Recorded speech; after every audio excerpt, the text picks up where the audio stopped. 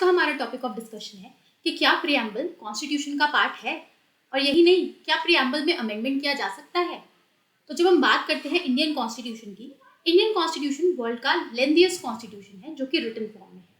और जब अमेंडमेंट की बात की जाती है तो आर्टिकल 368 के अकॉर्डिंग हम इंडियन कॉन्स्टिट्यूशन में अमेंडमेंट कर सकते हैं, मगर अमेंडमेंट करते टाइम हमें ये ध्यान में रखना है कि हम बेसिक फीचर्स के साथ कोई छेड़छाड़ ना करें। यही बात केशवानंद भारती केस में भी कही गई थी, जहां बेसिक स्ट्रक्चर डॉक्ट्रिन बताया गया और कहा गया कि कॉन्स्टिट्यूशन के बेसिक फीचर्स के साथ कोई छेड़छाड़ नहीं कर सकता, यानी कि उन्हें अमेंड नहीं किया जा सकता।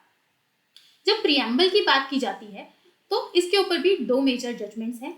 सबसे पहला जजमेंट है बेरुबरी केस, जहां ये जजमेंट आया था कि प्रियम्बल कॉन्स्टिट्यूशन का हिस्सा नहीं है।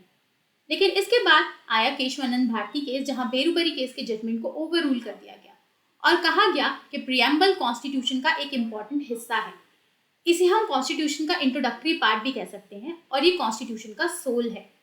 प्रियम्बल के जरिए ही हमें पता चलता है कि हमारे कॉन्स्टिट्यूशन के क्या ऑब्जेक्टिव्स हैं।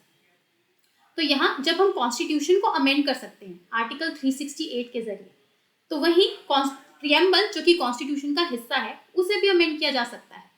लेकिन वही बात, जब प्रियम्बल को अमेंड करना है तो प्रियम्बल में बहुत सारे बेसिक फीचर्स हैं, इसीलिए अमेंडमेंट के टाइम पे ये ध्यान में रखना है कि इन बेसिक फीचर्स के साथ कोई अमेंडमेंट ना किया जाए, यानी कि कोई छेड़छाड़ ना की जाए। तो इसीलिए जब से कॉन्स्टिट्यूशन बना है तब से लेकर अब तक प्रियम्बल में सिर्फ एक ही बार अमेंडमेंट हुआ है, जो कि है 42nd अमेंडमेंट, जहां 3 न्यू वर्ड्स ऐड किए गए थे, यानी कि किसी भी तरह का कोई डिलीशन नहीं हुआ, एडिशन ही हुआ है, जहां 3 नए वर्ड्स सेक्युलर, सोशलिस्ट और इंटीग्रिटी प्रियम्बल में ऐड कर दिए गए थे। इसके अलावा प्रियम्बल में अब तक कोई और अमेंडमेंट नहीं हुआ है।